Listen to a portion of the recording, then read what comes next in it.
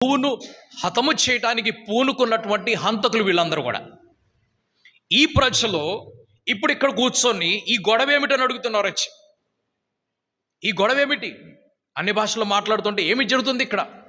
ఒకడేమో అపహాస్యం చేస్తున్నాడు. ఈ అపహాస్యం చేస్తున్నాడు బహుశా అదే వ్యక్తి కావచ్చు. ఎవరు క్రీస్తుని అపహాస్యం చేశాడు, వెనక నుంచి గుద్ది నువ్వు ప్రవక్తవు కదా, ఎవరికి వద్దే చెప్పవు అని చెప్పేసి వెనక నుంచి గుద్దుతున్నాడు కావచ్చు, ఇంకొకటి కావచ్చు.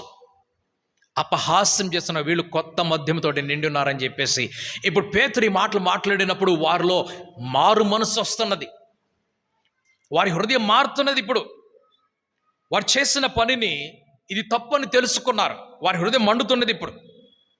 ఇప్పుడు వారేం అడుగుతున్నారంటే, అయితే మేమేమి చేయాలి అని అడుగుతున్నారు.